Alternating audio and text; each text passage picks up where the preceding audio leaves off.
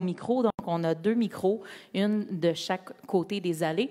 Et ensuite, y aller avec une question et une sous-question. Donc, une question assez concise. Puis, on va essayer aussi de faire en sorte que les questions soient d'intérêt public. Donc, pas nécessairement de questions plus personnelles qui pourraient être répondues dans d'autres cas. Donc, on vous laisse la parole pour justement parler avec M. le maire pour qu'il puisse répondre à vos questions. Oh, allez-y, allez-y. Un petit bonus. Bonjour. Oh. On va avoir besoin du micro. Marche, ouais.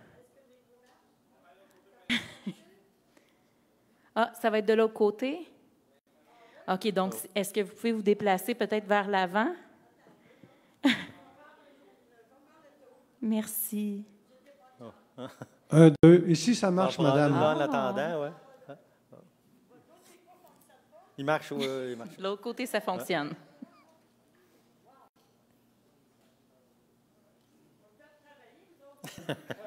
Mais pour deux questions, ça va une petite marche. On est dans le côte. Bon, bonsoir tout le monde. OK, ça fonctionne. On vous entend. Félicitations, Monsieur le maire, et puis avec votre équipe aussi. Il ne faut pas les oublier. Et puis, je voulais vous demander une faveur. C'est que dans les centres où est-ce que c'est très occupé pour la circulation, où est-ce que c'est marqué 50 km/h, c'est-tu possible de baisser à 40? J'ai une réponse précise. On vient de mandater une firme pour faire le portrait de l'ensemble du territoire et nous faire des recommandations, entre autres pour ça, modifier des rues de 50 à 40 et même de 50 à 30. Donc, on va laisser, on veut qu'ils fassent le portrait total de la ville. On ne veut pas y aller rue par rue. Un peu comme on a fait pour l'urbanisme, là, avec des recommandations. Et on aura un grand chantier de modification de limites de vitesse. C'est pour la prochaine année. Mais excusez-moi. C'est parce qu'à 30, on les fait déjà quand il y a des écoles. Malgré qu'il y a une école sur le boulevard Hébert, là, dans le quartier Nitro, puis c'est même marqué encore 50. Puis il y a une école, c'est supposé d'être 30, là. Bien, ça dépend, là, c'est parce que c'est la 132.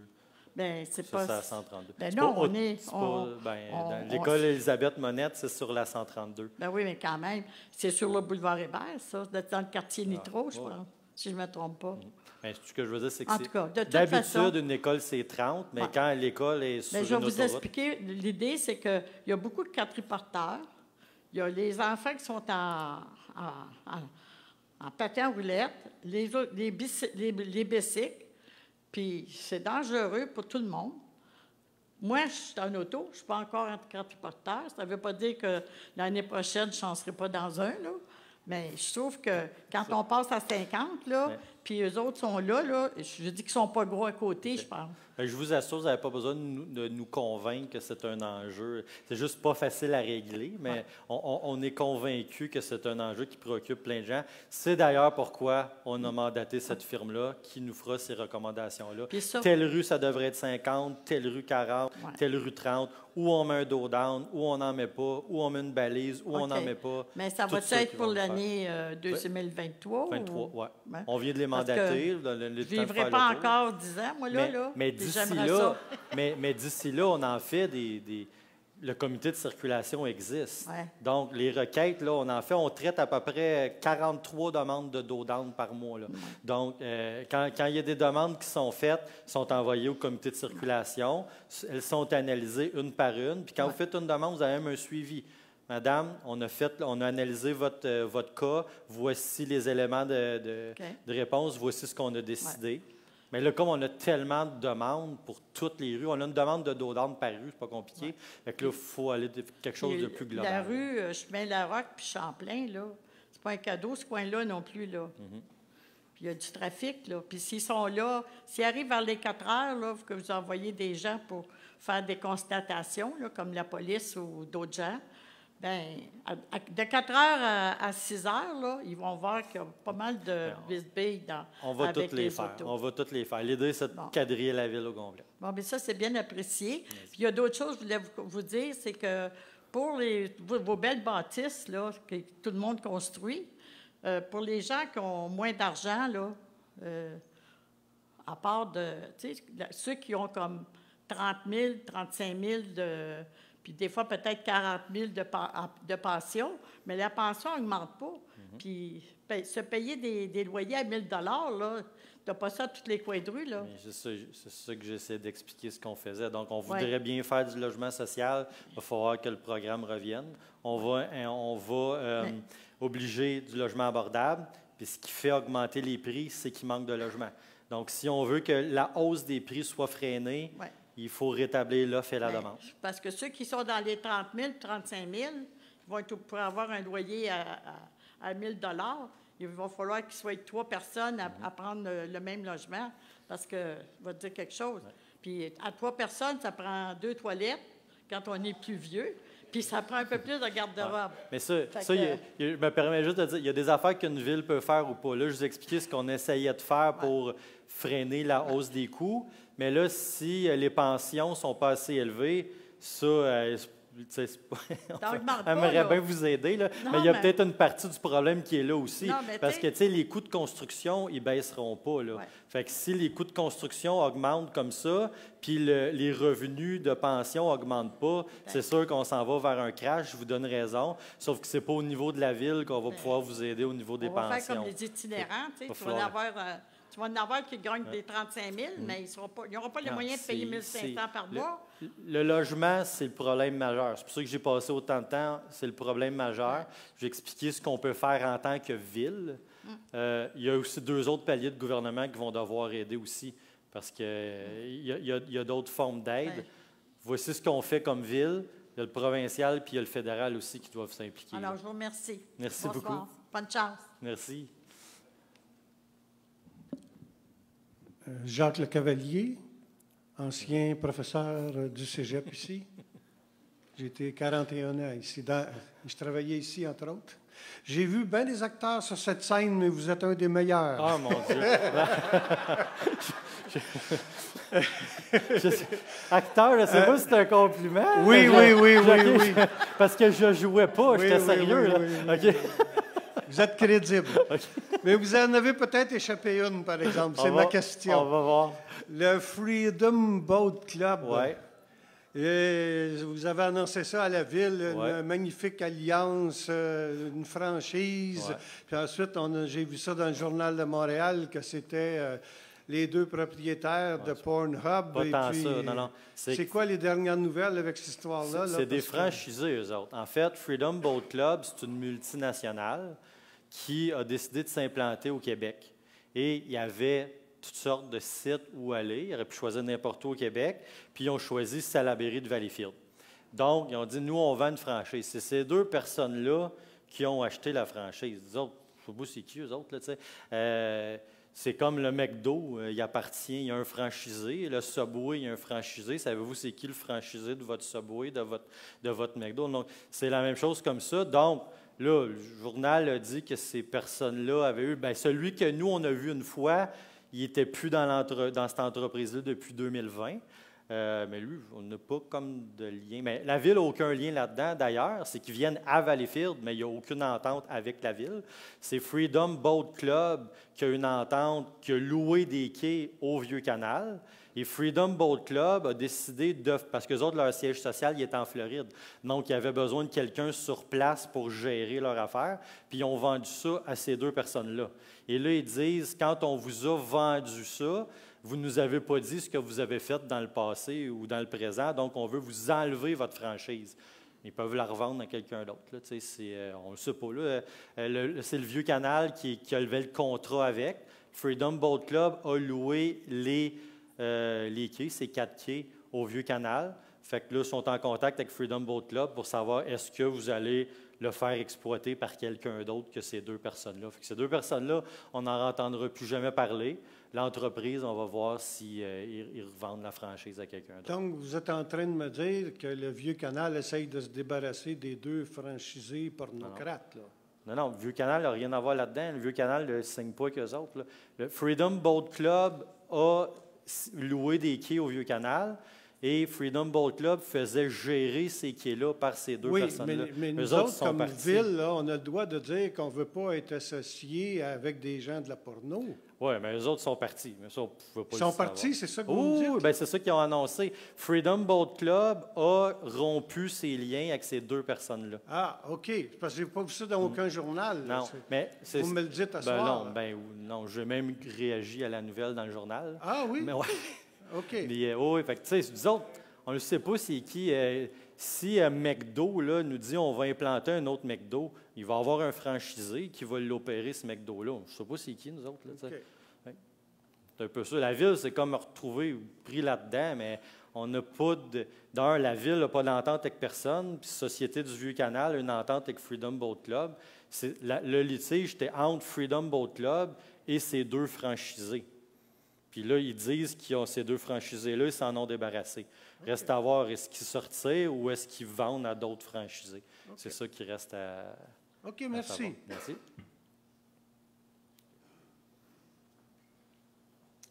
Bonsoir, je me prénomme Michael Souligny. Ce soir, je représente le MOR, le Mouvement d'action régionale en environnement. Suite à des informations qui nous ont été parcourues, nous avons su que les régates de Valleyfield entendent mettre en place une démarche éco-responsable avec la collaboration du Conseil québécois des événements éco-responsables, c'est-à-dire le Comité 21, le Comité ZIP du Haut-Saint-Laurent, le tout financé par le Fonds Éco-Leader. Et donc, suite à ça, nous avons beaucoup d'inquiétudes, entre autres face à l'impact sur la qualité de notre précieuse ressource en eau par la pollution causée par l'usage de produits pétroliers. Entre autres de l'érosion des berges, de la pollution par le bruit à des kilomètres à la ronde, de la nuisance pour la faune aquatique, des oiseaux aquatiques et mammifères semi-aquatiques et cause de décès. Dommages causés aux fonds marins et à la flore aquatique reliée aux forts tirant d'eau des bateaux. La consommation élevée d'énergie fossile directement reliée aux émissions de GES, de gaz à effet de serre, ainsi que l'augmentation de la circulation routière et conséquemment de la pollution lors de la tenue de l'événement. L'augmentation du risque d'accidents graves et ou mortels et l'éloignement d'une partie de la population qui préfère quitter lors de la tenue des régates. De plus, nous nous inquiétons également de certains impacts connexes tels qu'un grand achalandage qui peut nuire à la faune environnante et la désorienter. La gestion des poubelles et du recyclage qui est un défi de taille vu la grande quantité de déchets engendrés par l'événement. La présence au sol d'une multitude de canettes, de verres de plastique, de filtres de cigarettes, cartons et autres déchets. La présence dans le lac de nombreux déchets jetés dans le lac lors des compétitions. Le non-respect du système de tri des déchets entraînant qu'une grande partie des déchets récupérables, recyclables et compostables se retrouvent aux ordures. Des restes de nourriture consommés par la faune locale pour qui cette nourriture ne convient certainement pas. Suite à cela, le MOR, nous avons pris en décision d'appuyer le comité pour pouvoir faire en sorte que la transition se passe concrètement.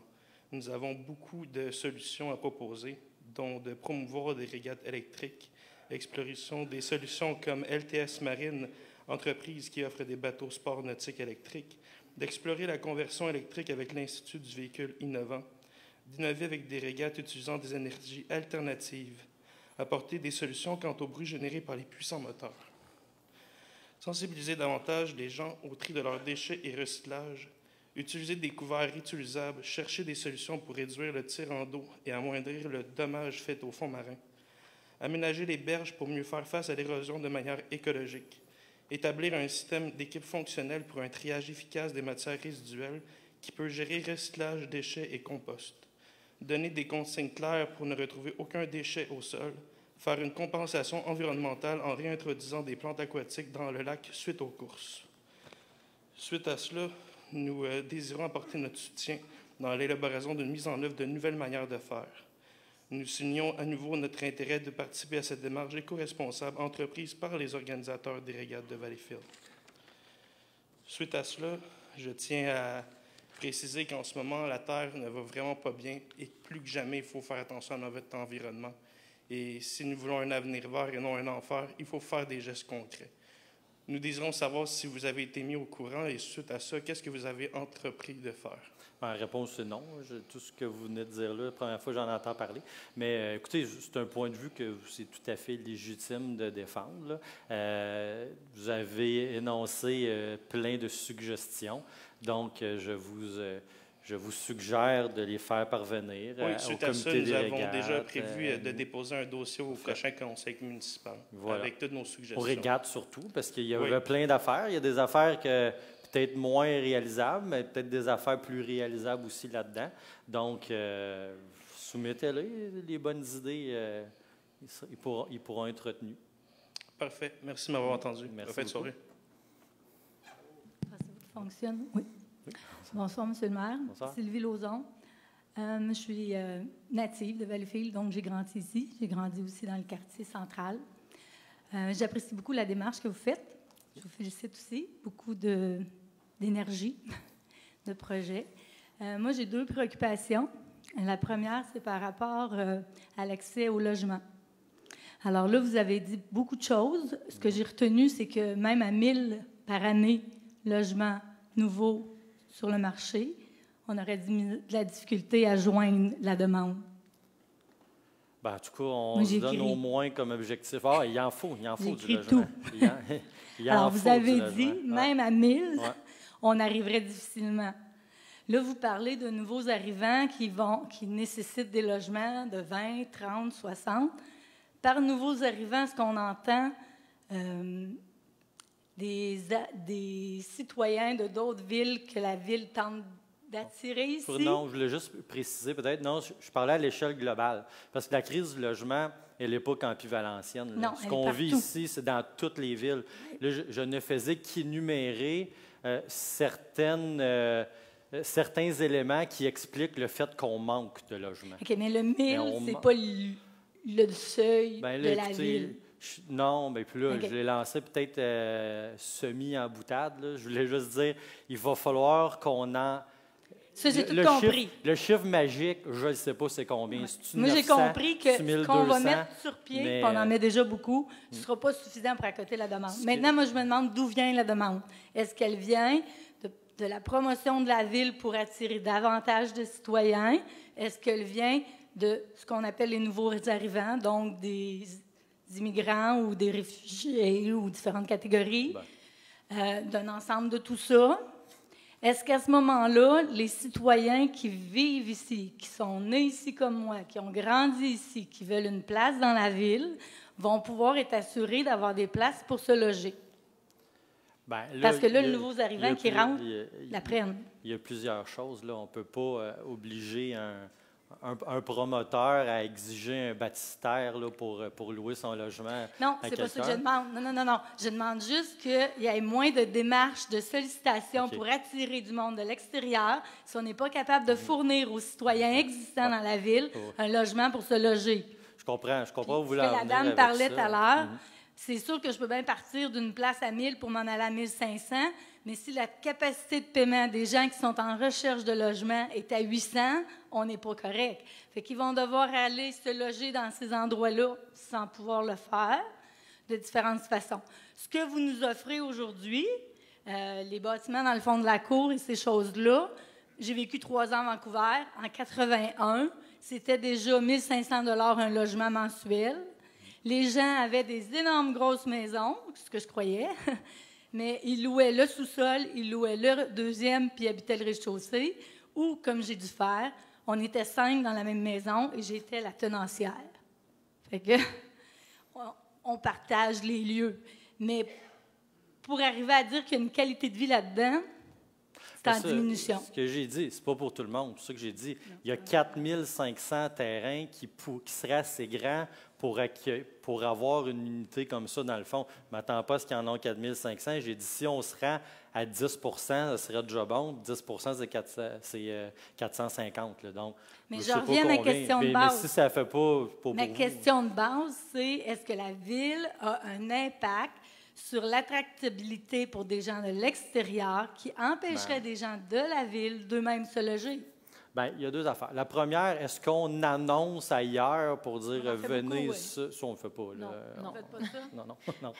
Non. On parle de nous à l'extérieur parce qu'on fait des bons coups, mais on ne paye pas, puis on va continuer de faire des bons coups. Là. Puis là, on est à l'étape Facebook. Donc, quand Salaberry de Valleyfield innove, on parle de nous et tout le monde le lit. Mais ça, on n'essaiera pas d'être moins bon pour être moins attractif. On va quand même vivre avec ce risque-là. L'autre chose aussi que je veux préciser là-dedans, donc, tu sais, je peux vous confirmer, la Ville n'achète pas de pub dans le Journal de Montréal ou ailleurs. Déménager à Valleyfield, ça, on n'a fait aucune promotion, on n'a pas besoin de le faire. Les gens achètent ici. L'autre chose qu'il faut regarder, et ça dépasse la Ville, puis je l'ai dit au début, on est une cité régionale. Donc, dans toutes les régions doivent planifier leur développement en fonction de mettre le plus de gens possible dans les centres où il y a des services. Dans la MRC ici, je le vois bien, je suis préfet de la densification. Exactement. Donc, moi, je suis préfet de la MRC en même temps, je le vois, puis des fois, c'est gênant, il faut que je le dise à mes collègues, mais ce que le ministère des Affaires municipales nous demande de faire, c'est quand vous voulez développer dans votre MRC, commencez par développer à Valleyfield. C'est là que sont les jobs, les commerces, l'hôpital. Ensuite, s'il n'y a plus de place à Valleyfield, déborder. C'est sûr que mes collègues aussi des autres villes, ils aimeraient s'en avoir, mais l'orientation que le gouvernement nous donne, qui n'est pas fou, là, c'est de dire, pour éviter qu'on s'étale dans toutes les villes, concentrer la population dans les villes où il y a des services. Et ça donne que Salaberry de Valleyfield, c'est une ville où il y a énormément de services. Donc, c'est même une orientation gouvernementale d'envoyer le plus de gens possible dans des villes vers Valleyfield. Mais c'est pour ça aussi que ça attire des gens qui ont des besoins et qui ont des revenus très petits. Aussi, ça attire toutes sortes de monde. Ça attire des gens riches, ça attire des gens qui ont des problèmes. Mais effectivement, quand on est une cité régionale, les problèmes d'itinérance, là, les itinérants ne sont pas à Saint-Stan, ils ne vont pas à Saint-Louis. Là, les services sont à Valleyfield. Fait que n'importe qui dans la région autour qui se retrouve une mauvaise passe dans sa vie, qui se retrouve en situation d'itinérance, c'est sûr qu'il ne se tiendra pas à Coteau-du-Lac. Il va se tenir à Valleyfield. C'est des deux côtés. Mais il y a l'autre côté aussi, qu'on a tous les services. Nous autres, on peut quasiment tout faire en vélo si on ne reste pas trop loin du centre-ville. Saint-Zotique, tu peux aller nulle part en vélo. Là. Il y a des pour, il y a des contre. C'est un peu comme ça. Mais j'en étais pas sur les pour et les contre, j'en étais sur les moyens envisagés pour régler la situation à court terme. C'est demain matin, si quelqu'un de ma famille a à se loger et il n'y a pas de revenus, il se loge où? À 0,7 %, là, ça n'en a pas. Pour ceux qu'on va en construire, puis en construire, bien, ce que je comprends, c'est que c'est une roue qui tourne, puis elle n'arrête pas, puis c'est pas parce que ça va être construit. Fait que là, on va parler de combien présentement de personnes habitant au pied carré, ou je ne sais pas c'est quoi les mesures que vous faites, là, habitant au... C'est calculé de ville en ville, c'est combien le nombre d'habitants par... Ah, bien, je sais pas si c'est kilomètres carrés. Il y a certaines normes, là, bien, ça, c'est dans le jargon, qui demandent tant d'habitants, tant de logements à l'hectare, là, ces affaires-là. Mais non, tant d'habitants, c'est le nombre d'habitants. Vous prévoyez quoi comme hausse dans les prochains 10 ans? On va passer de combien ou... Je ne sais pas, la mesure, c'est quoi? Je pense que c'est des kilomètres, mais je ne suis pas certaine. Non. Vous parlez de la densité de population, là, combien de... Bien, ça, je ne peux pas vous... Faire des projections de population, il y a d'autres choses. On peut savoir combien de logements on va construire. On ne peut pas savoir combien de personnes vont déménager, combien de personnes vont mourir. Mais c'est sûr que si une ville comme Salaberry de Valleyfield augmente sa population au niveau étalement urbain, c'est une bonne nouvelle. Parce que s'ils ne viennent pas chez nous, c'est bien rare que quelqu'un hésite entre Montréal et Valleyfield. Ils peuvent hésiter entre Coteau-du-Lac. C'est ce qu'on a vu dans les dernières années. Moi, ma génération, là, à peu près la moitié de ceux avec qui j'ai gradué, leur première maison, ils l'ont achetée à Saint-Zotique, les Coteau-du-Lac, Vaudreuil. Ma génération, tout le monde partait. Ça fait 50 ans que ce n'est pas construit une école à Valleyfield. Là, qu'est-ce qui arrive? Ces familles-là reviennent à Valleyfield. Là, la commission, le centre de services scolaires, ils ont demandé, je pense, l'équivalent de 45 classes primaires. C'est parce que les familles reviennent vivre dans la ville-centre. Donc, c'est sûr qu'au niveau étalement urbain, c'est une bonne affaire. Quand les familles allaient acheter à les Coteaux, là, ça attire d'autres besoins là-bas. À Saint-Zotique, quand j'étais petit, c'était 2000 habitants. Puis là, ils construisent des épiceries puis tout. Mais là, ils reviennent vers la ville-centre. Si on prend le problème au niveau global, au niveau développement durable et étalement urbain, c'est une bonne nouvelle. Pour pouvoir répondre au plus de questions possibles, on va maintenant passer à la prochaine personne. Merci beaucoup. Bonsoir, Joanne Sauvé. En matière d'environnement, je me pose la question, comment la Ville peut agir sur une industrie qui accumule des pneus près d'une école et qui a une espèce de rebut de véhicules moteurs, maintenant qu'il y a une piste cyclable toute proche? Je veux savoir comment la Ville peut agir. Je n'aimerais pas l'industrie, mais vous le savez. Non, mais j'aime la question parce que ça me permet d'expliquer une autre chose. J'avais tellement je pensais faire ça en 1 heure. Hein? Non, j'avais bien trop de stock pour 1 heure. Mais évidemment, nous, on a des règlements d'urbanisme. OK? Et quand peu importe qui, soit un particulier ou un organisme, une entreprise, contrevient un règlement d'urbanisme, on les met à l'amende. On espère que ça marche. Si ça ne marche pas, on met une autre amende et une autre amende. Et quand le volet des amendes ne fonctionne pas, la seule solution qu'on a, c'est d'aller chercher un jugement en cour supérieure. Et ça, on parle d'années. Puis je peux vous donner un exemple concret. L'Église Saint-Esprit, qui était mon église, j'ai reçu tous mes sacrements-là. On le voyait bien que les bardeaux partaient au vent puis que les fenêtres... On mettait le propriétaire à l'amende, il ne faisait rien, il s'en foutait. Même quand on arrête de... on a déjà vu ça un jour, on donnait toujours des amendes à tout bout de champ. Puis là, il contestait pour gagner du temps, puis le juge disait, ils annulaient ces amendes parce que vous voyez bien que ça ne marche pas, essayez autre chose. Mais l'autre chose, c'est de l'amener en cour supérieure. Et là, on parle d'années avant d'avoir une cause. L'École Saint-Esprit, ça a pris 2 ans avant qu'on ait une date. 3 jours avant la date, on reçoit le témoin principal, le défendeur dit que sa témoin principale est enceinte et son médecin recommande de ne pas se lever. Un jour, quand le médecin décidera qu'elle peut se lever, on vous fixera une autre date. On a été chanceux que ce propriétaire-là vende. Parce que sinon, l'Église serait probablement encore en train de perdre son bardeau. Fait que c'est ça le problème. Ce qu'une ville peut faire, là, on a besoin d'aide aussi pour changer la loi, là, parce que c'est trop long. Il y en a des cours à scrap à Valleyfield. Là, malheureusement, c'est un problème qu'on a. Là, et des fois, il y a des problèmes de santé mentale aussi. Bon, fait que, tu sais, quand on donne des tickets, là, la personne, elle ne sait même pas qu'elle reçoit des tickets parce qu'elle n'ouvre pas ses lettres. Là. Mais tout ce qu'on peut faire, c'est d'aller en cours. Puis là, on parle d'années avec un S. Donc, j'espère qu'il y a une entreprise dans ce coin-là aussi que, justement, on est en cours. On a une cause, là, je pense qu'on a une date d'entreprise de béton, là, que, justement, on a tout essayé avec. Tout essayé. Il n'y a rien qui marchait. Là, tout ce qui nous reste comme option, c'est de l'actionner. Ce qu'on a fait. Je vais continuer à aller le voir. Mais je suis content de la question parce que des fois, on reçoit les tomates. Hein? On se fait dire, vous êtes donc bien innocent, pourquoi vous le laissez faire ça? On ne le laisse pas faire ça. Ça fait 48 tickets qu'on y envoie, il n'en a pas payé un. Là, on l'amène en cours, puis ils peuvent nous niaiser pendant 5-6 ans avant qu'on ait un jugement. Puis après, il faut le faire appliquer, le jugement. Juste une réponse qu'il m'a faite cette semaine, bien, c'est sur mon terrain. Ça ne permet pas de tout faire. Puis encore là, on le poursuit parce qu'il pense que son terrain dépasse pas mal son terrain. Mais ça, sinon... Bonjour, je m'appelle Patrick.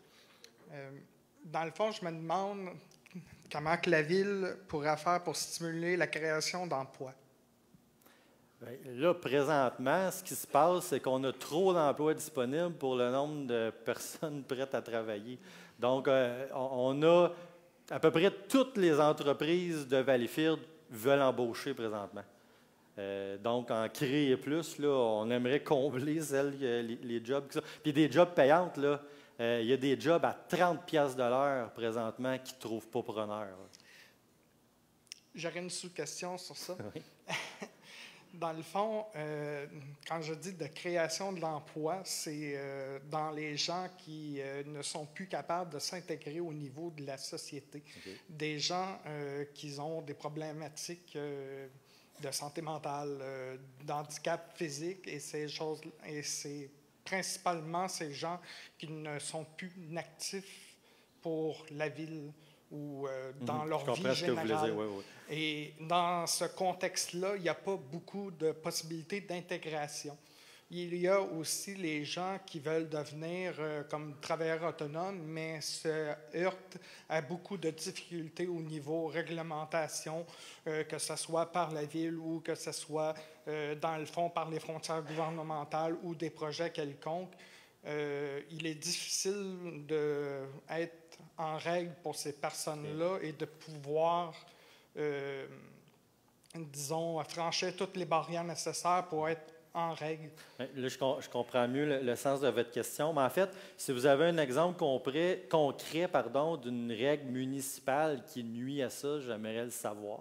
Il n'y a rien qui me vient en tête. Peut-être qu'il y en existe, mais sinon, c'est sûr que la Ville a un rôle un petit peu plus détourné là-dedans. On fait notre part quand on peut. Entre autres, l'été, on engage toujours des jeunes du centre jeunesse. On voit évidemment, on ne voit pas la photo des jeunes, mais ça, c'est... Il est dans la salle, c'est Patrick Rancourt. Là, je vais rendre à César ce qui revient à César, qui nous a amené cette idée-là de réembarquer dans ces projets-là. Donc, à chaque été, aux travaux publics, quand vous voyez, c'est des étudiants, mais il y a certains de ces étudiants-là qui c'est des jeunes du centre jeunesse. On y participe. On a... c'est pas directement la Ville, c'est Accès Entreprise, donc autrefois le CLD. C'est un peu le bras économique de la région, de la MRC. Il y a un programme d'économie sociale là-dedans. Donc, il y a des subventions possibles. On a des entreprises d'économie sociale, je pense peut-être à Surbois, qui sont sur le chemin Larocque. Donc, c'est une entreprise de réinsertion. Ils bénéficient de subventions d'accès à entreprise. Donc, c'est peut-être au niveau réglementaire, vite comme ça, je ne vois pas quelle sorte de règles la Ville pourrait faire, mais au niveau financier, par la Ville, par le biais d'accès à entreprise, qui est le bras financier de la MRC, on a des fonds pour subventionner l'économie sociale, puis souvent, des projets d'économie sociale, il y a des projets de réinsertion. Ce n'est pas les fonds qui est un problème, mais plus les emplacements. La possibilité d'avoir un local ou peut-être avoir un industriel communautaire qui serait probablement une solution. Parfait. Bien, écoutez, vite comme ça, je n'ai pas de flash, mais c'est sûr que nous, la Ville ne part rien. La Ville ne part pas un organisme, mais nous, on vient en aide à un... Tu sais, on en soutient 250 organismes à Valleyfield. Donc, quand quelqu'un veut faire quelque chose, tout ce qu'on peut faire pour faciliter sa mise en œuvre. On a quelqu'un à temps plein, on a une employée, une coordonnatrice à temps plein dédiée qu'au milieu communautaire. Merci d'avoir répondu. Merci beaucoup. J'ai aussi une collègue qui est avec moi ce soir pour m'accompagner là-dedans. Magali Joub, conseillère en communication. Bonsoir, Magali. Bonsoir, Valérie, ça va? Très bien, merci. Donc, Magali va nous aider pour les questions du public qui sont posées aussi via nos médias sociaux, donc par la page Facebook de la Ville de Valleyfield. Donc, Magali, est-ce qu'on a des questions? Oui, on a quelques questions. En fait, on en a eu beaucoup. J'ai pu répondre à certaines. Considérant au niveau de l'urbanisme, on se demande si un jour on pourrait avoir des mini-maisons. Ben oui. Oui. La diapositive 14, je pense. Donc, pour rajouter plus de détails, on enclenche le processus de modification réglementaire ce mardi prochain, parce que c'est notre séance du conseil municipal. Donc, d'ici la fin de l'année, la réglementation sera en vigueur. Et donc, on peut dire facilement en 2023, ça va être possible.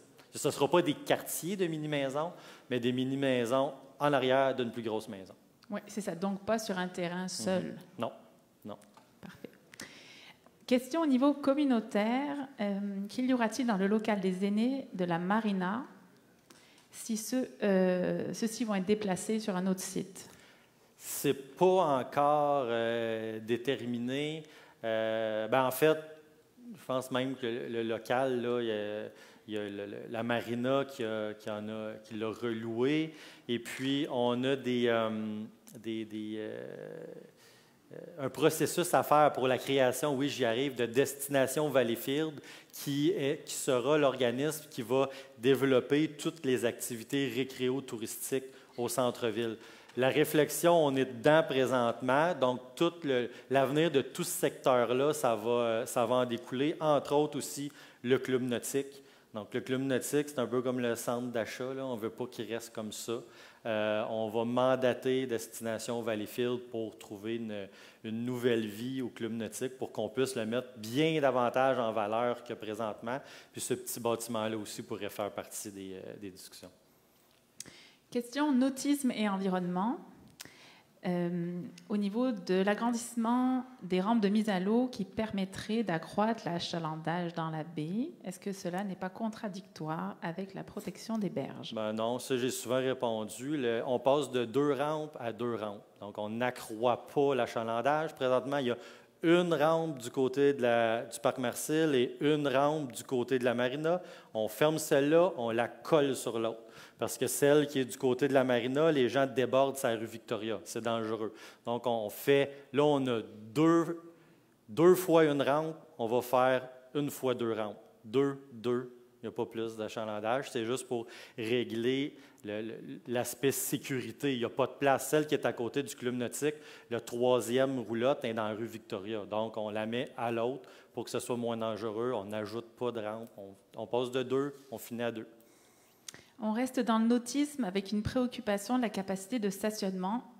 J'en ai déduit qu'on parlait du parc Marcil, qui pourrait être réduite, et donc ce qui limiterait l'accès pour les utilisateurs de sport non motorisés.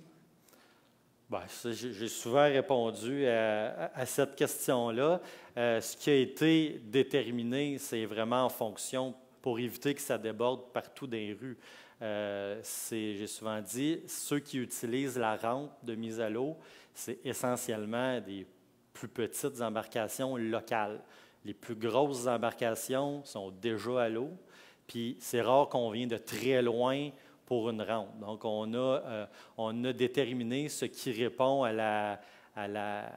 aux besoins actuels, mais j'en profite pour dire que dans le cadre de la semaine de la biodiversité dernière de septembre, on va avoir aussi une présentation plus en détail sur les berges, surtout le parc Marcil. On parlera des berges aussi. Là, j'ai 2 minutes pour vous en parler ici. Ça a déjà été fait, mais ça fait tellement longtemps. On attend. Je n'étais même pas maire quand ça a été initié, tout ça. Je suis rendu à mon 2e mandat. Donc, on a dit, ça fait tellement longtemps qu'on en parle, puis ce n'est pas encore fait. Donc, il y aura une autre présentation publique, puis ce ne sera pas moi. Ça va être vraiment ceux qui ont travaillé dessus, puis j'en vois dans la salle là, qui ont travaillé sur ces projets-là. Donc, ça va être essentiellement animé par du staff. Donc, nos ingénieurs à la ville qui vont pouvoir expliquer comment ils ont fait le calcul, le nombre de places nécessaires et tout ça. Donc, ce sera une rencontre beaucoup plus technique. Le jeudi 29 septembre. Et voilà. C'est mon événement, pique pas mes dates. Vas-y. 18h30. C'était ta question, dans le fond. Hein? C'était pas une vraie question. Donc, jeudi 29 septembre, 18h30, à l'édifice Raphaël Barrette. Valspec n'était pas dispo. Bah.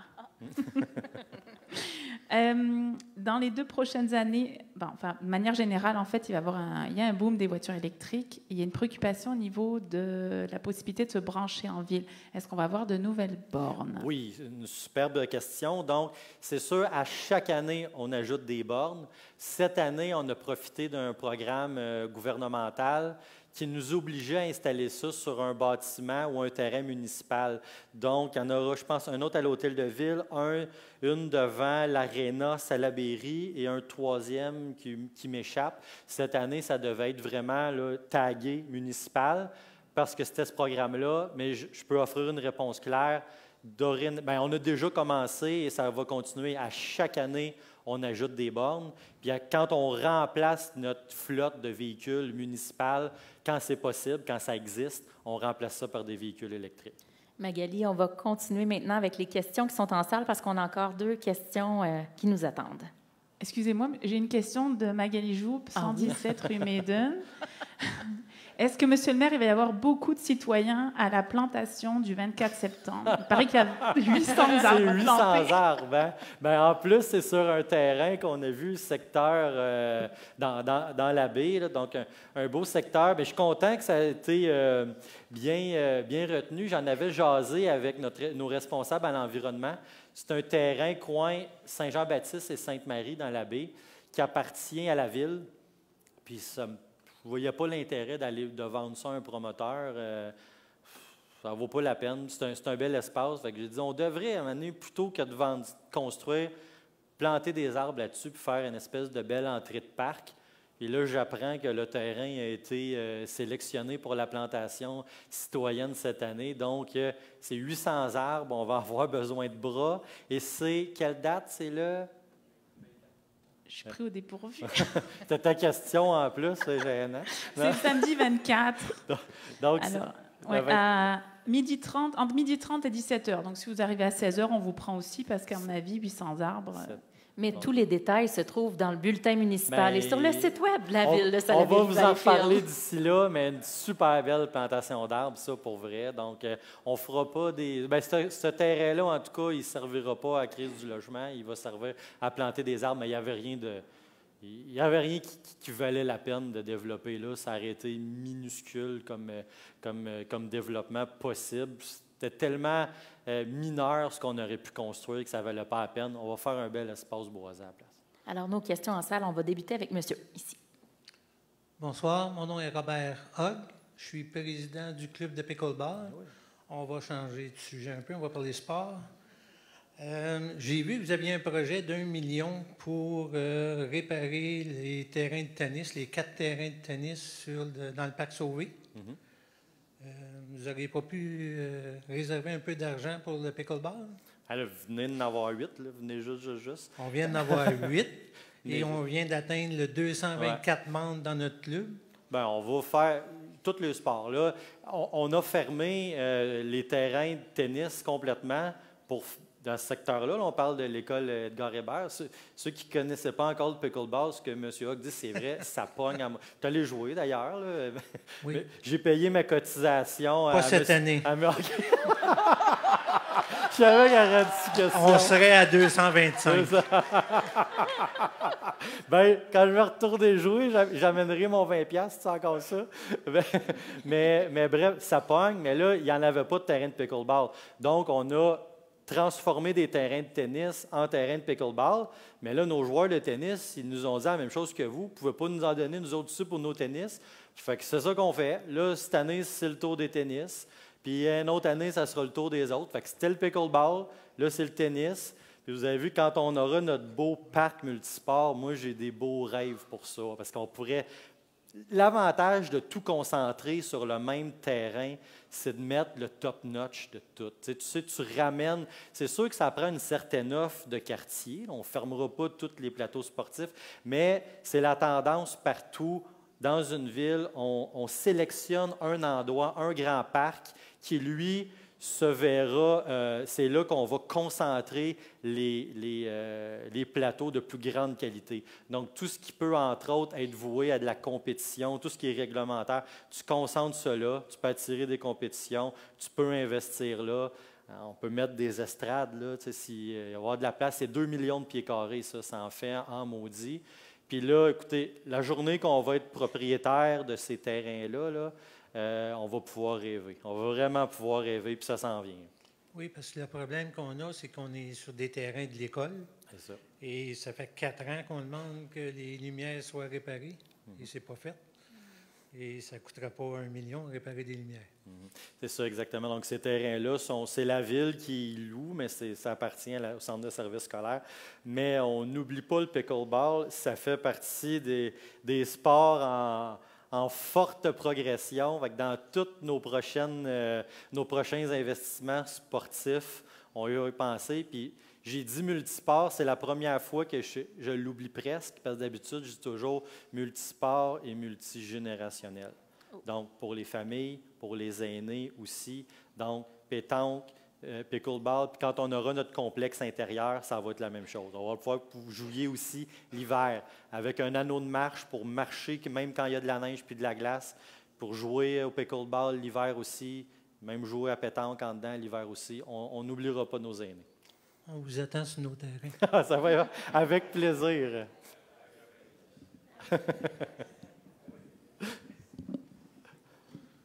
Oui, bonjour. Ma question concerne deux secteurs dans Valleyfield.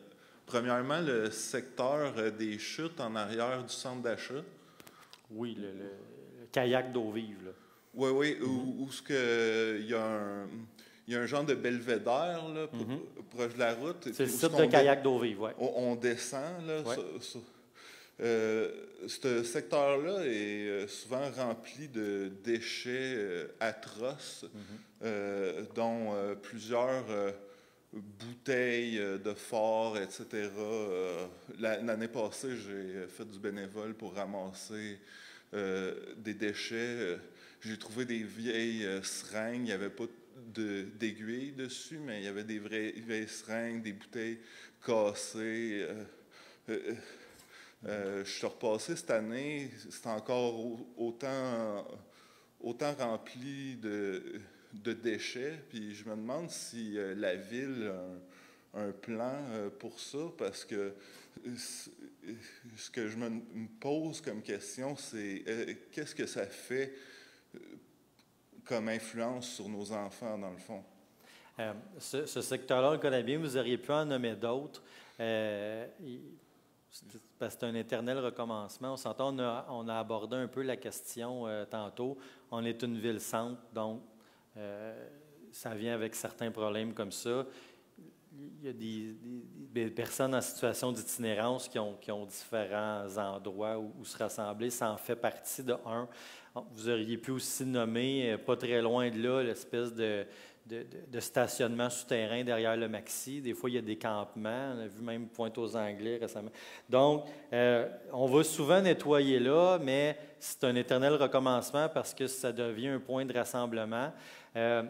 C'est drôle que vous en parliez parce que pas plus tard que cet après-midi, on a planifié une rencontre avec différents organismes intervenants du milieu pour essayer de revoir notre stratégie en faveur, en tout cas pour essayer, je pèse mes mots là-dedans, pour essayer de dealer avec l'enjeu de l'itinérance. C'est jamais facile. Donc là, on va évidemment parler avec les forces policières, mais également avec des organismes comme Pacte de rue, le CLSC. C'est jamais évident. On ne sait jamais. Il y a plusieurs écoles de pensée, même ceux qui travaillent avec les personnes en situation d'itinérance, entre elles, ne s'entendent pas sur ce qu'il va faire. Il y en a, si j'essaie de caricaturer un peu, il y en a qui disent bien, il faut leur donner le plus de ressources possible pour qu'ils soient le plus confortables possible, pour qu'ils puissent faire leur démarche de réinsertion de la façon la plus sécuritaire possible. Il y en a d'autres, évidemment, je caricature, qui disent qu'il ne faut pas donner d'accommodement parce que s'ils sont trop confortables, on ne les incite pas à faire leur démarche de réinsertion. Donc, entre ces deux spectres-là, je vais vous dire bien honnêtement, il y a à peu près personne qui sait exactement où la bonne ligne. C'est très complexe. On veut être bienveillant envers ces personnes-là. Ils ont besoin d'aide. On veut leur offrir de l'aide. Il y a des choses qu'on ne peut pas tolérer non plus. T'sais, on ne peut pas tolérer des campements. On ne peut pas tolérer quand il y en a intoxiqués qui effraient ou qui s'adressent à certains passants. On nous a dit que récemment, au centre d'achat, il y en a quelques-uns qui allaient vers les clients. Là. Donc, c'est sûr que les dirigeants ne la trouvent pas drôle. C'est compliqué de savoir qu'est-ce qu'on peut faire et où la ligne pour ne pas être sans cœur, mais quand même faire respecter les règles en société. Il faut qu'on se rassoie avec tous ces gens-là, puis on va le faire, la rencontre, je pense qu'il y a la semaine prochaine. On brainstorm ensemble, on essaie de trouver le meilleur juste milieu là-dedans. Je n'ai pas toutes les solutions, mais il me vient en tête une idée serait possiblement d'essayer de conscientiser ces gens-là à utiliser les poubelles un peu plus. Bien, c'est des problèmes qui vont au-delà de ça. Là. On parle de non, je comprends. Santé mentale et consommation. C'est pas évident. Puis ça, vraiment, il y a des dossiers où je vous dis, on sait exactement où est-ce qu'on s'en va, on a un plan. Celui-là, je vais être bien humble avec vous, on ne le sait pas trop, parce que personne n'a la même opinion là-dessus. Je vous dis, même ceux qui travaillent avec eux, tu parles à 2 intervenants qui travaillent avec les mêmes itinérants, puis les 2 vont te dire une stratégie différente. C'est loin d'être évident. On essaie de faire de notre mieux pour trouver la meilleure situation. Quand on n'agit pas, on se fait dire on perd l'accès à nos parcs, on se sent en danger. Puis quand on agit, on se fait traiter de sans-cœur qui méprise des gens qui ont des problèmes de consommation. Fait que là, on est tout le temps pris entre les deux. On essaie d'avoir la meilleure stratégie. Ça se peut qu'on se trompe encore bien des fois avant de trouver la bonne, je vous avertis tout de suite. Puis si quelqu'un a la recette magique, là, vous savez où me rejoindre, on va l'appliquer demain matin.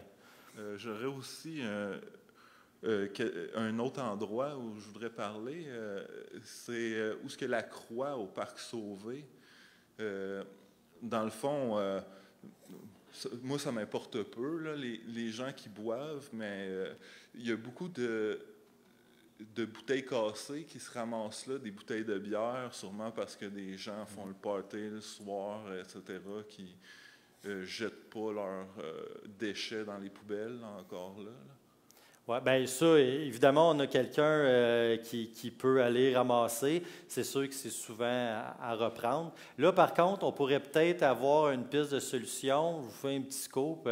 On a dans nos cartons de retravailler de façon quand même assez importante ce qu'on nous autres, ça la mairie de Valleyfield, on appelle la montagne du Parc Sauvé. Ceux qui viennent pas d'ici trouvent qu'on exagère un peu avec notre montagne, mais moi, je me fais raconter par mes parents, quand eux étaient jeunes, c'était beau, il y avait des fleurs, puis là, ça a l'air du diable, on va se le dire. Donc, j'ai toujours dit, le beau attire le beau. Quand tu as une fenêtre cassée qui n'est pas réparée, ça incite à casser la fenêtre à côté. Donc, c'est sûr que la montagne du Parc Sauvé, présentement, elle n'inspire pas le beau. On va la rendre belle. On va la retaper, on va refaire nos sentiers, on va faire des beaux sentiers, des beaux aménagements. Ça risque de devenir un endroit moins prisé parce que pour ces parties clandestins-là, ils veulent aller dans des places cachées, non fréquentées, pas belles. Donc, quand l'endroit est beau et redevient fréquenté, bien, ces parties-là changent de place souvent, en espérant que ça marche. Je comprends. Merci beaucoup. Merci. Prochaine question. Bonjour, je m'appelle Naomi Tremblay. En fait, ma question, c'est plus une crainte. Je suis vraiment contente de voir qu'il y a des projets immobiliers, qu'il va y avoir des développements près du centre-ville, Parc Sauvé. Ma crainte, c'est que ces promoteurs-là construisent du logement pour les gens, on va dire, nantis, des loyers chers, et que le centre-ville, le bord de l'eau deviennent accessibles pour les gens qui ont beaucoup de moyens. Est-ce que la Ville va réglementer qu'il y ait un pourcentage de ces logements-là soit abordable? Oui. En fait, les bords de l'eau, ça fait déjà longtemps qu'il n'y a plus de place là, donc je peux vous dire qu'il n'y a plus de projet ces bords de l'eau.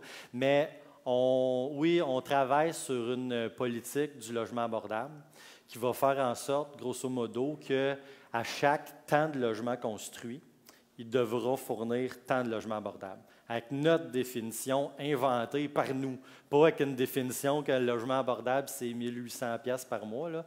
Donc, quand ça, c'est pas encore, écoute, à l'urbanisme, non, on s'entend jusque-là, là, mais c'est dans les projets à court terme. Et il y aura également, on va se le dire, de la démolition, reconstruction. Puis c'est un peu ce qu'on veut. On dit, pour éviter de s'étaler dans les terres, il faut reconstruire la ville sur elle-même. Donc, ça va impliquer que certains quartiers, on va démolir des vieilles cabanes qui n'arrachent pas mal et on va reconstruire. Nous, on veut faire en sorte que quand il y aura de la démolition, au moment de la reconstruction, on devra réintégrer du logement abordable. Mais c'est sûr qu'avec ça, si on veut faire ça, ça va impliquer une certaine densité. Parce que les promoteurs, ils perdent de l'argent avec ces logements-là. Fait qu'il faut leur permettre d'aller se reprendre ailleurs, sinon ils n'en feront juste pas. Puis s'il n'y en a pas de construction, c'est encore pire. Les logements vont continuer d'augmenter. Puis c'est la même chose, pas juste pour les prix, c'est pour l'accessibilité. Quand le propriétaire d'un logement, il y en a 12 en ligne là, qui font... premièrement, il ne coupera pas le prix, puis il peut se dire « je ne veux pas de chat, je ne veux pas de chien ». Bon, mais s'il y en a juste un ou deux qui veulent louer, là, mais disent, je vais être pris avec, je vais le prendre ton chien. Là, t'sais. Mais là, il y a tellement de monde qui attendent en ligne pour les mêmes logements que les propriétaires, présentement, ils ont le gros bout du bâton. Là. Il n'y a rien qui les incite à faire un pas. Puis, je ne dis pas, il y a probablement des propriétaires dans la salle, puis c'est pas mal. Je veux dire, c'est ça le marché. T'sais. C'est comme ça. Quand plein de personnes veulent convoite le bien que tu possèdes, c'est ça le marché. Mais tu fais augmenter le prix puis tu mets tes conditions. C'est pas nécessairement mal agir. Le logement, il est sur le marché, il obéit aux lois du marché. Mais plus tu mets les propriétaires en compétition les uns avec les autres, là, c'est un peu, je fais le parallèle avec la main-d'œuvre. Avant, moi, quand j'étais étudiant, là, avant d'avoir ma première job de plongeur, là, j'ai donné, je pense, 50 CV. Je faisais des entrevues au IGA puis au McDo, ils ne me prenaient pas. Qu'est-ce que je devais dire en entrevue pour qu'ils pensaient que je n'étais même pas capable de flipper des burgers? Mais il y avait tellement de jeunes qui cherchaient des jobs qui avaient le choix entre 50. Bien, ils prenaient peut-être juste les 8 premiers s'il y avait 8 jobs, puis moi, j'étais le 12e. Ça m'a pris, je pense, 50 CV avant d'avoir une job de plongeur. Maintenant, c'est le contraire. C'est les employés qui passent en entrevue, les employeurs. Combien tu me donnes de l'heure, combien de salaire, combien de semaines de vacances tu me donnes. Je vais voir si je viens travailler pour toi. Dans le logement, on voit ça un petit peu. Là. Il y a tellement un débalancement que là, le gros bout du bâton, c'est ceux qui possèdent des logements. Si on rajoute des logements, bien là, on rétablit de la compétition entre les propriétaires. Et là, bien, les locataires vont reprendre plus vont avoir un petit peu plus le gros bout du bâton. Si le propriétaire a peur de ne pas pouvoir le louer, il va être moins exigeant. Mais là, il n'a pas peur de ne pas pouvoir le louer, ça court après le logement. Fait que c'est vraiment ça qu'il faut régler à court terme. Merci. Bonsoir, vous avez l'air en forme, Monsieur le maire, ce soir? Je suis encore pas pire. OK. Annie Paquette. Alors, dans le rapport du MAR et du BAP, on voit que la ville de Salaberry-Valleyfield a l'intention de faire venir des bateaux de croisière de type... C'est plus... ça a été... Non, mais je veux dire, vous ne l'avez pas inventé, là, mais c'est plus du tout sur la planche à dessin. Ça, c'était la première version du projet qui était déposée la première fois. Et il y avait eu comme idée, comme ça, de pouvoir peut-être faire venir des bateaux de croisière de ce qu'on appelle le quai fédéral. Ceux qui ne savent pas c'est où est-ce qu'il y a Flotel, présentement. Il n'y avait rien dans ce temps-là, le quai fédéral. Fait qu'il y avait une idée de même, bien, on pourrait faire venir des croisières là. Et puis, depuis, tout se développe dans ce coin-là. Il y a Flotel, il y a eu les kayaks. Là, il n'y a plus question d'avoir de bateaux là. OK. C'est justement par rapport à ça. Alors, comment auriez-vous pu protéger les gens qui utilisent actuellement la baie, c'est-à-dire les kayakistes? C'est ça. Mais il n'y avait rien à l'époque. Hein. Ça fait longtemps, ça, c'était en 2015-16, je ne sais plus trop, là, le premier dépôt. Le quai fédéral, on s'entend, c'était un des spots qu'on parlait comme ça. Là. C'était épeurant, aller là. Il ne fallait pas y aller à n'importe quel moment de l'année, de la journée. C'était un bout délabré qui faisait peur, qui n'avait pas une clientèle trop rassurante. Bon, ça avait été une idée de lancer comme ça. Faisons un grand quai puis amenons des croisières. Mais depuis, on a fait plein d'autres choses dans ce quai-là, entre autres Flotel, les bateaux électriques, les kayaks. Plus besoin de croisière là. Okay, donc, D'ailleurs, je peux même vous dire qu'on participait à un projet de croisière, puis on s'est retiré parce que ça ne valait plus la peine. Il y avait tellement d'autres choses à faire au niveau nautisme que les croisières ont payé pour rien. Là. OK. Donc, l'achalandage dans la baie ne sera pas nécessairement augmenté ni par ça, ni par l'agrandissement des quais, des rampes de mise à l'eau. Là, il n'y a pas d'agrandissement de rampes de mise à l'eau, c'est deux. Mais la longueur, il y aura pas, ça n'accueillera pas des bateaux plus grands. Ça a été modifié. Okay. Il y avait au début, la première version impliquait que tu aurais pu sortir par là de plus grands bateaux. Puis comme ça posait problème, il y avait des craintes comme la vôtre qu'elle sorte de gros bardis. Vu que ce n'est pas le but, pas besoin. On l'a rapetissé, puis on se pose plus. Ça ne porte plus à interprétation. C'est parce que quand une ville dépose un projet comme ça, c'est tellement compliqué. Il faut tout prévoir. Hein? Donc, à l'époque, je dis « ils » parce que je n'étais même pas là, juste vous donner une idée comment que ça fait longtemps. Ils ont tous dû prévoir ce qu'il pourrait y avoir. Si jamais on veut des croisières, ça prendrait ça. Si jamais on veut des plus gros bateaux, donc ils ont tout mis pour être sûr que quand l'autorisation arriverait, il y aurait déjà un go. Mais là, depuis toutes ces études-là, il y a plein d'affaires qu'on a enlevées, dont ça, dont la rampe qui a été rapetissée pour être standard, okay. dont le quai qui est plus voué du tout à attirer des croisières. Puis tout a été accepté d'ailleurs. Il y a un rapport du BAP avec des recommandations.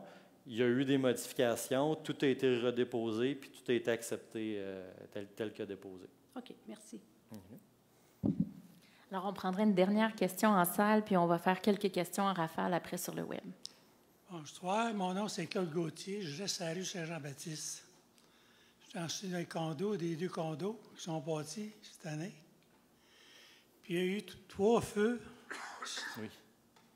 Puis c'est pas nettoyé. Puis il y a 2 maisons qui sont barricadées. C'est sûr que ça va passer au feu. Effectivement, pour le nettoyage, je pense que le propriétaire a déjà reçu un avis. Les autres, c'est sûr que c'est des bâtiments qui vont être à démolir, ça, parce qu'il y a un projet qui s'en va là. Mais l'urbanisme est sur le dossier. Hein. Oui? Oh, oui. OK, c'est bien. Merci.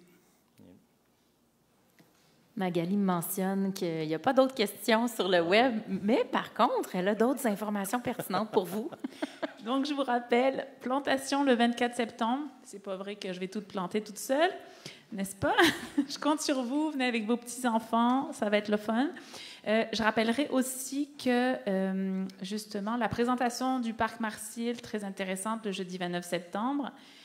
On vous attend en grand nombre. Il y a plein de choses pour la semaine de la biodiversité, donc n'hésitez pas. Et le samedi 1er octobre, distribution d'arbres, d'arbustes, fruitiers indigènes et de semences pour fleurir vos pelouses.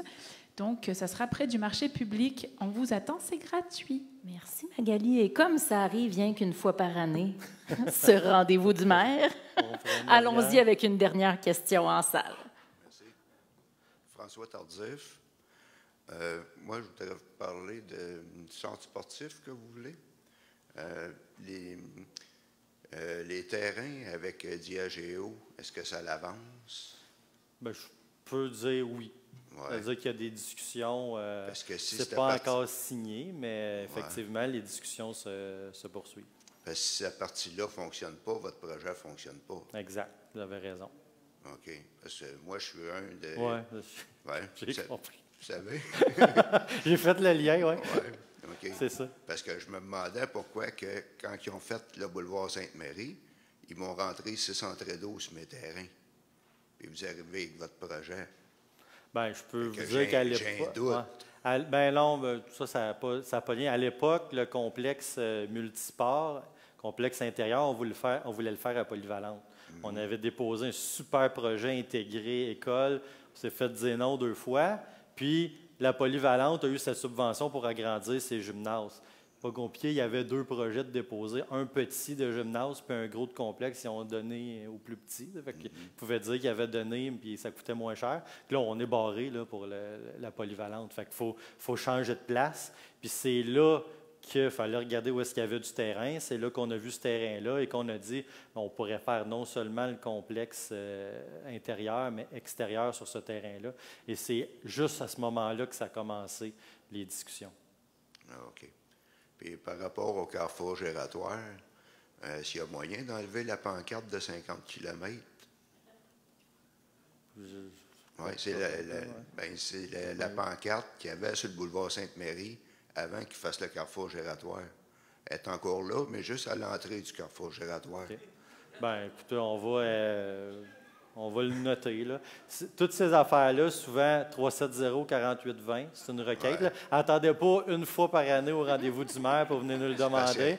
Donc, n'importe quand, 24 heures sur 24, soit un courriel, soit 4820, il y a une pancarte qui pose problème. Ça s'en va aux travaux publics. Puis même quand vous rentrez votre requête, vous avez un numéro de requête, puis ils vous répondent, ils vous font un suivi. On a étudié votre requête, on va l'enlever la pancarte, par exemple, dans ce cas-ci, Puis vous avez un suivi. Attendez pas une fois par année pour me le demander. Vous pouvez toujours utiliser ça. Parce qu'il passe à peu près 35 à 40 camions de la ville par jour. Mais il y en a d'autres, comme ceux-là. Mais le boulevard reste quand même 50 km/h. C'est ça la vitesse. Oui, mais ça a apparu dans vos pamphlets qu'un carrefour giratoire, ça se prenait à 25. Oui, mais on ne mettra pas une pancarte à 25 devant le carrefour. Bien, il faudrait que ça y ait. C'est comme dans les tournants. Un tournant, tu ne le prends pas à 50, mais on ne met pas une pancarte dans le tournant à 15. Non. Mais... La rue, c'est 50, puis quand la rue se modifie, on adapte notre conduite. OK. Ceux qui viennent faire de la drift, là, qui bloquent les 3 voies, là, c'est bien le fun, ça aussi. Moi, je reste juste à côté. Écoutez, vous avez une demande. Ça peut être un cas de police. Là. On ne les voit jamais. Faut le mentionner, c'est sûr. Je l'avais dit à Fortin que c'était une piste de course qu'il faisait. C'en est une. Bien, si c'est un cas, s'il y a un problème de vitesse là, il faut le signaler aux policiers pour qu'ils puissent aller faire une ronde de temps en temps. Il y a 300 km de rue, donc ils ne peuvent pas être à tous les coins de rue en même temps. Mais les coins les plus problématiques, on les signale aux policiers, puis une fois de temps en temps, ils vont se poster là. On essaie d'identifier ceux qui sont le plus soit accidentogènes, soit que les citoyens nous disent qu'ils observent la vitesse ou qu'on ne fait jamais le stop, des affaires comme ça. Ça arrive souvent. Moi, j'habite devant le stop, ils ne font jamais le stop. Mais on le note aux policiers. Puis eux autres, bien, le matin, le capitaine, il dispatch. Bon, mais toi, aujourd'hui, il va faire un petit tour à tel coin de rue, toi, à tel coin de rue. Ils se promènent comme ça un peu partout dans la ville. Fait que si vous pouvez signaler ce coin-là, on va faire en sorte que les policiers le mettent dans leur liste pour aller voir s'il y a un problème là, s'il y a un problème de vitesse. OK. Puis si des fois, vous avez des nouvelles pour votre projet, là, ça serait le fun d'avoir des nouvelles, parce que ça fait 8 mois que je ne sais pas où je m'en vais. Inquiétez-vous pas. Bien là, ça... je peux-tu me rentrer du bois pour l'hiver? Inquiétez-vous pas. Ouais. Inquiétez-vous pas. Okay. Inquiétez-vous pas. Ça, on ne se fera pas prier. On se fera pas prier quand on va avoir un go, on va être content de le dire. Ouais. Inquiétez-vous pas. J'ai très, très, très hâte. Fait qu'on ne le gardera pas en cachette, c'est sûr. Merci. Merci beaucoup.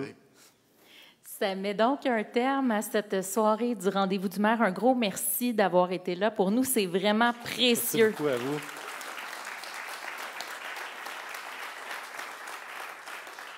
C'est précieux de vous voir présent puis de savoir que vous avez de l'intérêt envers votre ville puis envers votre maire. Alors, une bonne main d'applaudissements pour Monsieur le maire, Monsieur Miguel Lemieux. Je vous remercie infiniment de vous être déplacés et de nous avoir écoutés. Si vous trouvez que ce n'était pas trop niaiseux ce que j'ai dit, gênez-vous pas pour répandre la bonne nouvelle. C'est sûr que moi, je n'irai pas répondre aux Spotted, je n'irai pas répondre ces commentaires du Saint-François et compagnie, mais si j'ai donné un élément de réponse aujourd'hui qui vous fait comprendre pourquoi la personne qui se plaint n'a pas raison, gênez-vous pas. Moi, je n'irai pas parce que je veux juste faire ça de ma vie, mais merci beaucoup.